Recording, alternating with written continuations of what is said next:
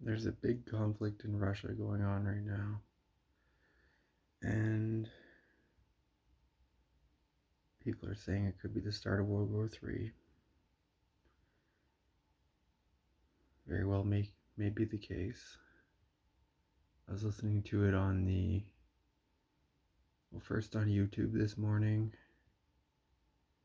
and then it kind of caught my attention all day, and I got sort of sucked into the algorithm of news articles and updates and reports, and I was listening to it mostly all day, learning about it, what's going on in Russia and Ukraine.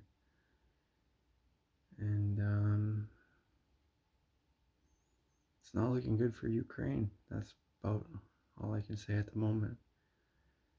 But yeah, I feel sorry for those people that are gonna die for no reason out there fighting war. And the civilians and the soldiers, everybody who's gonna die in the coming days. It's really sad. Currently, as of the latest reports, there's been like 137 casualties in the first day of attacks, which was like bombings on specific targets, but there was always collateral damage, and then troops moving in after the bombings. But yeah, world leaders are imposing sanctions against Russia, but apparently Russia's just gonna go and use China to help alleviate the sanctions because China will just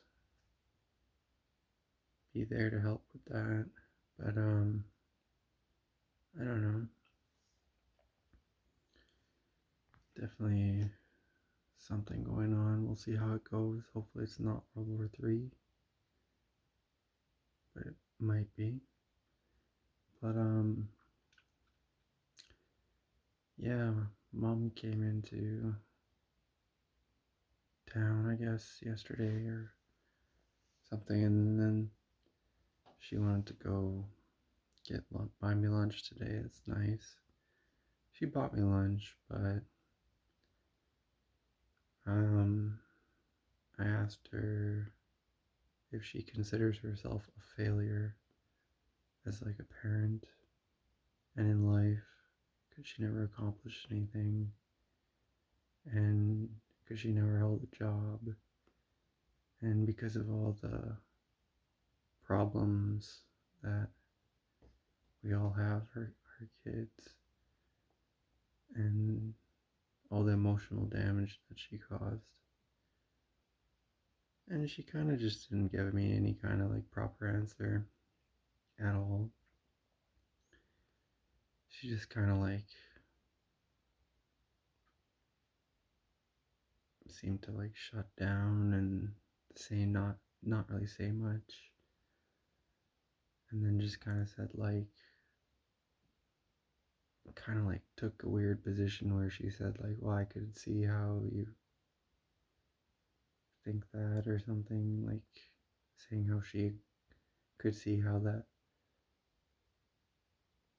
she was basically trying to like say that she could see my viewpoint or something, not really agreeing, disagreeing or anything, just sort of analyzing the situation, which is kind of just annoying to me.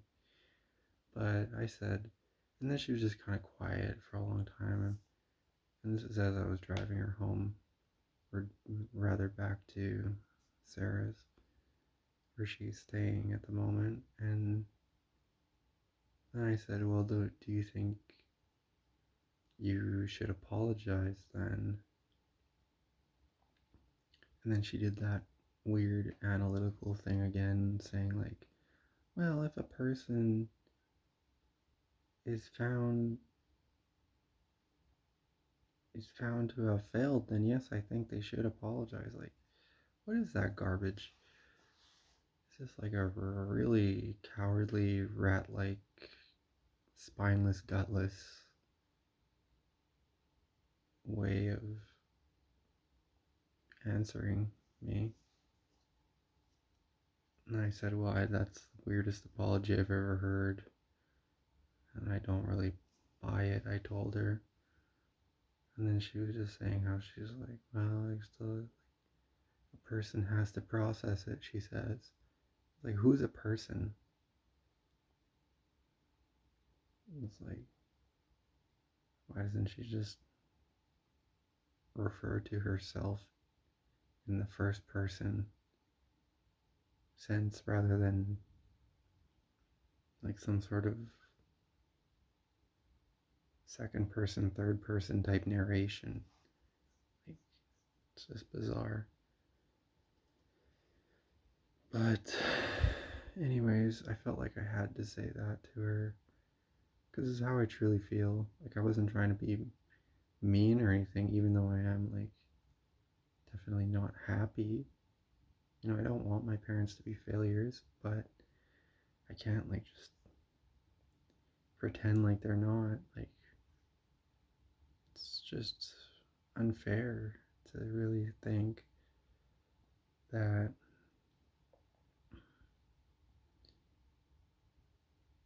you know,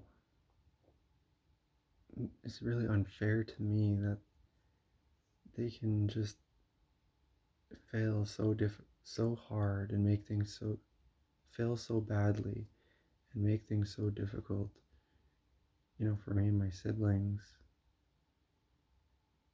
And like we're just still constantly dealing with it. Because like I told her, and this is kind of like what made me say that, point out that she's a failure, is I noticed like I was just kind of like, she was like, she always tells me her problems. Basically, anytime I talk to her, and this has just been the common theme forever, is just it's always about problems.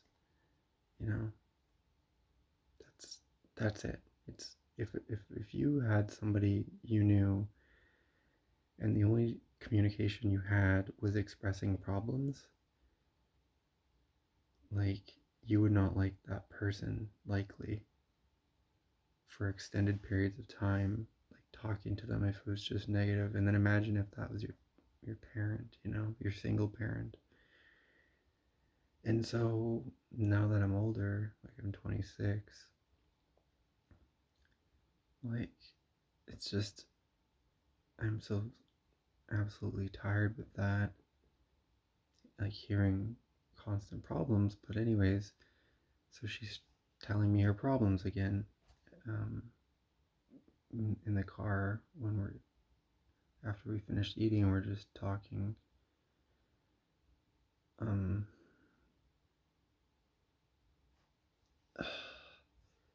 and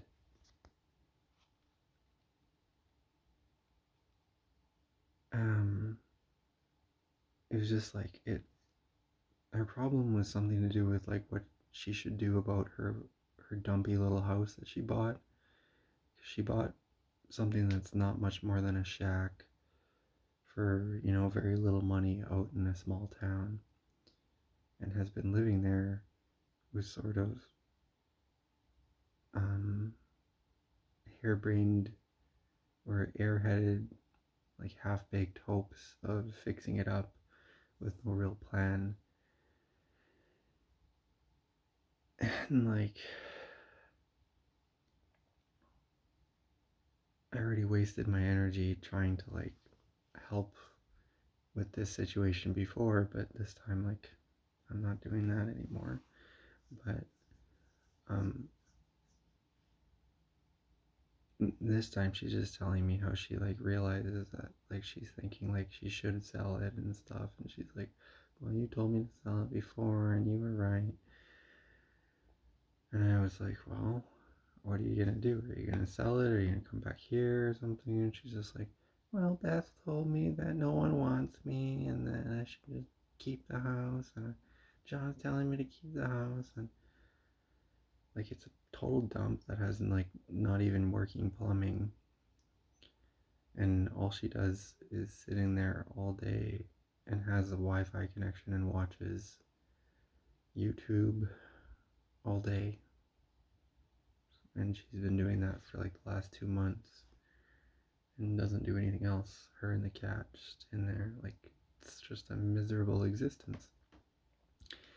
And she was kind of telling me that, um, a little bit honestly for once, about what she's actually been doing, and then saying how she was so excited coming into the city. And I said, well, my advice was to sell it, but it was still like the same kind of dealing with someone whose entire worldview or way of thinking and communicating is problems and also victimization, but like, who are they really to blame? But it's like talking to someone who's a victim that hasn't been attacked or victimized, yet they're still a victim. And that's sort of the tone. And so it's a very confusing tone.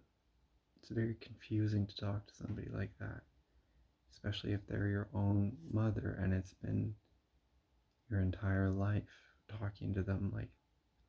And so it's just like that kind of constant confusion. Like, I'm very tired of it, and I have been confused like a lot of my life, um, as a result, and it's sort of bled into so many other areas of my life. But that's for another time to talk about. But um, sort of scratching the surface here by saying that, um, I'm tired of it, and I said, like, you should have had these things figured out like 40 years ago, what you're gonna do. Like, she's 63, I think, turning 64. I said, like, you should have had these things figured out 40 years ago. You know, like some sort of life plan, some sort of, like, what I'm getting at is, by the time you're 23, or by the time you're 30, even, let's be even more generous, by the time you're 40, like, you can't just continually pretend or like put off or like run away and hide and then try and present some sort of it's not my fault blame game whenever you are under scrutiny or like interacting with someone else. Like, you just can't continually do that to me, basically. Like, maybe she can do that to everybody else, they believe her, but like, I really see through that, and I have seen through that, and I just felt like it's like something I had to say, and that I said, like, did you ever consider that you're a failure? Like, I don't know if you can really tell how frustrated I am, but I don't want my parents to be failures. I don't want to have to say, like, do you consider yourself to be a failure to my old mother? Like, it's not something I'm enjoying doing. It's being mean for no reason. It's really more of like, can we just stop with the pretending? Can we stop with the blaming, with the constant problems? Like, people should not just have constant chronic issues. Like, that's more of a mental issue. If someone is consistently negative, consistently a victim, consistently unstable, like, instability has been such a theme of her life, and it's been so hard on me because I just sort of felt like I had to fix things a lot of the time, and also never felt like very safe or able to put my trust in people, you know? And so that's been really hard. And not knowing, like, this is stuff that I'm really still figuring out, but like, not knowing why I felt and do feel so upset about it. Even now, I'm starting to like get emotional, tear up, but you know, it's just something I have to deal with and face the fact that it does get to me, does get to my emotions. And I always think of what I saw on this Ukrainian. It's funny that I think of a Ukrainian, but Ukrainian bodybuilder or power lifter who he hit one of his biggest deadlifts. It was something amazing, like 480 kilograms, as he's training for the world record deadlift. And he puts down the bar and he's like crying. And he points at the camera, his huge guy, absolutely massive guy. And he says, "Real men do not fear their emotions." You know, and he's right. Real men don't fear their emotions, you know. Hiding from your emotions is really what makes you like a child. And so especially when you get older, you know, it may not be enjoyable. I may not like telling my mom, like, do you think you're a failure, and trying to point that out to her, and telling her I think you and Larry and my father are failures, like you guys never accomplished anything. Like, this is how I really feel, and I'm not just saying it to like be super mean, you know. It doesn't make me feel good, it makes me feel sad, honestly. And it's probably why I felt so ashamed in most of my life and tried to hide my family and lie constantly about the fact my mom had no job. I would make up random jobs that she had to tell people whenever whenever I was questioned, and I'd always feel like that kind of like tightness feeling, like I'm about to get found out type. But I would lie, and that was just my immediate reaction, and it would work. But I would just I don't know. I would feel like some relief, but also a lot of disconnect, and cognitive dissonance or something, where I'd have to just like push these things away and not think about them, not really think about why I was lying. I was just only thinking about how I could lie and not be caught, using my cleverness and my intelligence just to protect myself better.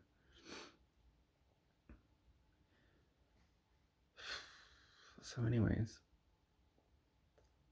I was trying to say that that's what really triggered me to kind of get angry, and I always get triggered or angry or upset whenever I'm around her. Like, for if it's over like 20 minutes, something will just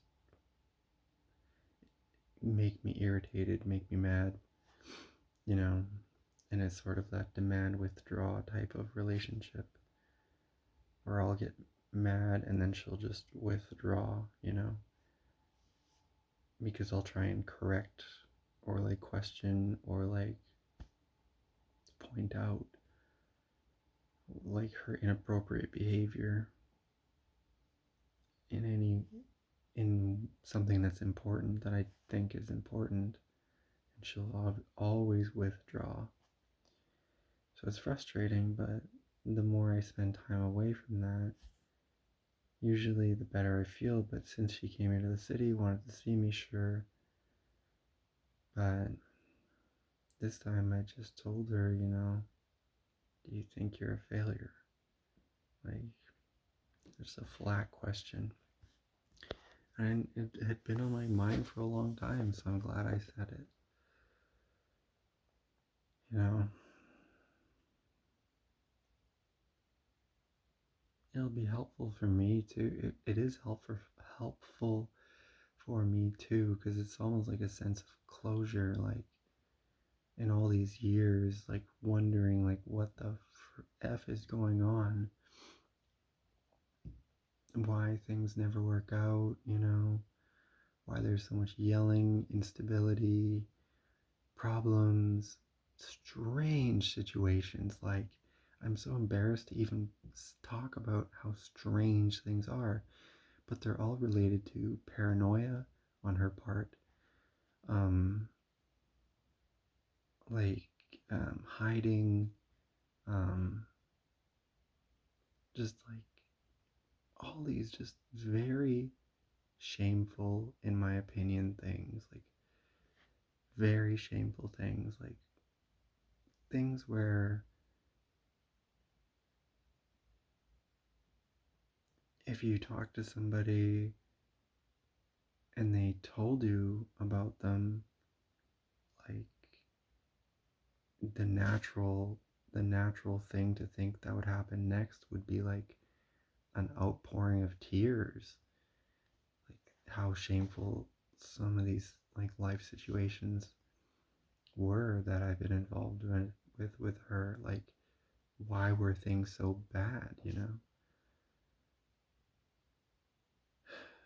But and anyways, I sort of seem to have lost my thread with that, but I think I was talking about, oh yeah, it's sort of like a sense of closure for me, because it really is an explanation that she's just a failure, you know? Now, why did she fail at being a parent, at being successful, at holding a job, at being emotionally stable and so forth? Like, that's that's up for another that's up for debate, whatever that, or not debate, but that's up for further investigation, and probably will never be known. She's the type of person that has the lowest success outcomes in life, in my opinion. Highly neurotic and um, very low on agreeableness.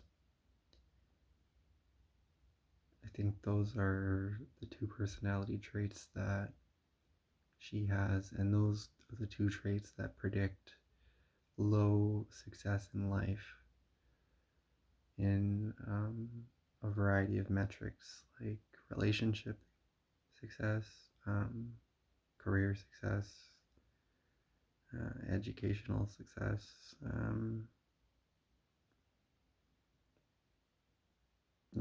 financial, like just basically she just has a bad combination of things, like to put it in another way, like more crudely, like crazy and does not want help, basically. Prideful and willing to let and irresponsible, prideful and irresponsible, like a captain of a ship who just doesn't have any respect for the fact that they're controlling other people, that other people's lives are in their hands. Like, if she just had her own life to deal with, nobody else, it's a different story. But the reason I think she owes an apology to me and my siblings for failing as a parent is because it's not just her life. She has children, and she really let us down emotionally, all the things she could have provided. I'm not saying I want a rich parent. I'm not saying that at all. I always thought like we could have been really happy just having a lot of love in the house and having very meager, like, I don't care that we don't have, never had much growing up. I don't care for a lot of wealth, material success anyway. I've seen people who are just like worse off people. Um, I've met people like that who were single children to parents that had, high paying jobs and lived in huge houses and had everything bought for them. But that's not really what dictates how happy you'll be. What really makes you happy, like, is family connection, love in the household, trust, um, feeling safe, feeling like you can express the things that are on your mind, feeling like you have room to grow, feeling like you're encouraged in what you want to do. And I never had any of those things. At least in my mind, I never did. As a child, I never felt that way. And so, me now, the adult that grew out of that, I'm really struggling. And I know why, but it's just difficult for me because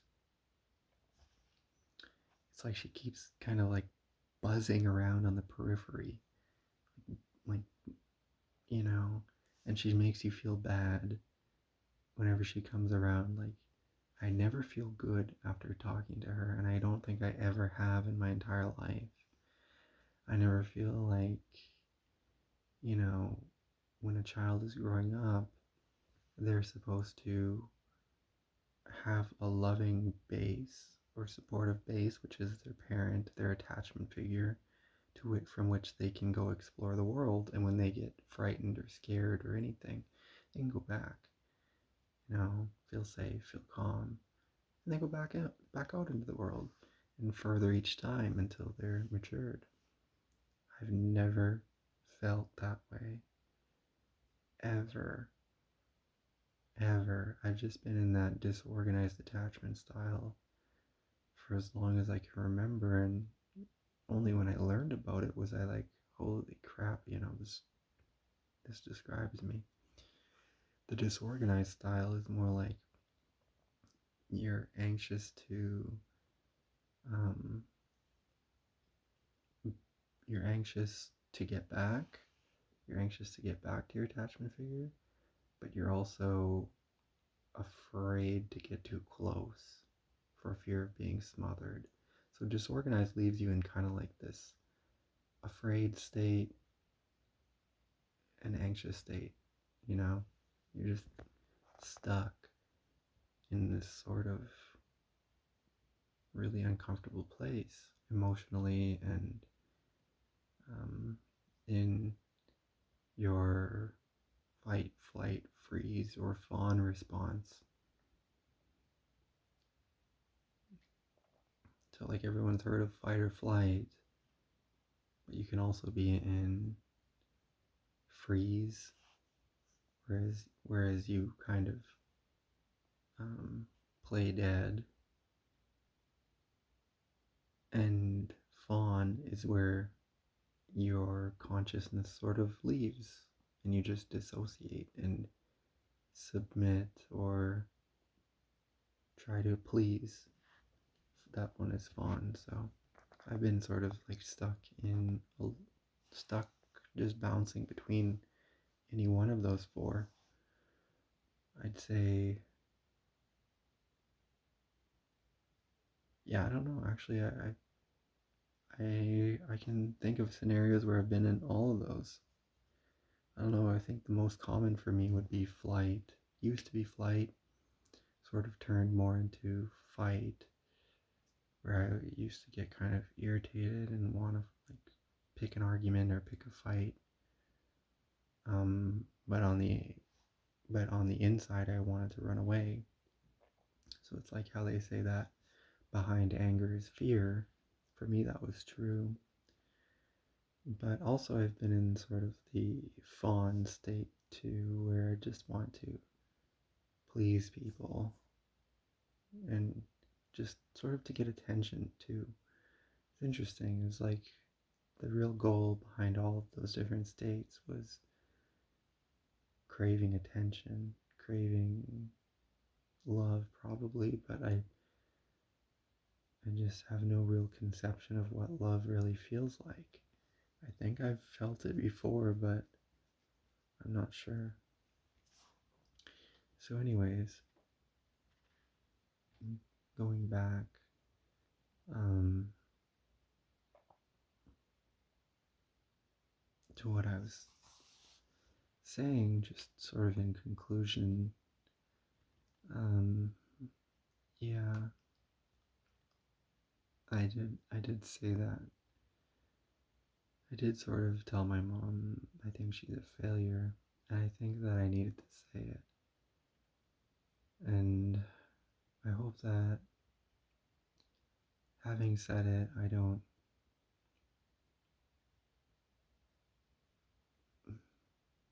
put her into a state of despair or something, but maybe it'll help to tie off some of these loose ends and really like put an end to all the turmoil that just consistently happens, because now she knows like what I really think. You know, she's had a chance to try and apologize. She did not give a proper apology. Like, that's kind of the end of it, I hope. And I don't want it to continue on. Like, I don't like drama that continues on. But I feel better having said it, and I don't know. Maybe now I can sort of hopefully move on. I have a feeling it's not the end of things, but I think it's kind of like a step in the right direction for me, is just expressing how I really feel, you know? So that's that. Um, oh yeah, I moved off of just talking about something, changing topics. I moved to taking Wellbutrin instead of Adderall as a non-stimulant alternative. But the Wellbutrin is a NDRI, noradrenaline, or norepinephrine and dopamine. Well, it's norepinephrine or noradrenaline, I'm not sure which one. But noradrenaline and dopamine reuptake inhibitor, so it's an antidepressant, um, typically, but it also can treat ADHD. And yeah, I've been feeling the antidepressant effects. I've been feeling the anti-anxiety effects, also known as anxiolytic effects, and the ADHD treatment effects. So I've been feeling better in a lot of ways with the Wellbutrin, and I've only been taking it for a week. I'm doubling my dose tomorrow as prescribed, and I hope I just feel even better tomorrow. And I don't notice any side effects with it, which is really nice. Um, I have a date tomorrow with a girl named Valentina. I want to say she's from Colombia, not entirely sure, but we'll see how the date goes. I think she's pretty, I think she's really cute, but I don't really completely agree with how she thinks, because she told me like really quickly she wanted to talk about politics over text or voice messaging, and then she told me she was a communist. I don't know. Hopefully we get along tomorrow and don't like hate each other over politics, but yeah, I don't agree with communists. And she also told me that she doesn't think the free market is real. And I don't know, she just seems like she just doesn't know a lot. Is sort of like very heavy into theory and probably spend too much time listening to people that can really inspire but don't really have a lot of evidence. So, anyways, hopefully it goes good tomorrow, and yeah, that's that.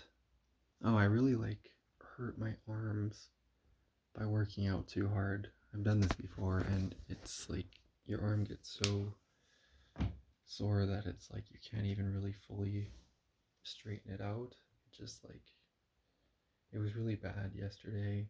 I could only bring my arm to about this position, a little more than 90 degrees, before it would hurt too bad. But now it's like I can go this far, but even now, if I try and go fully extended, it really starts to hurt. So just very sore. But that's from working out too much too quickly. So, anyways, I'll try and not make that mistake in the future. But yeah, that'll be it for now.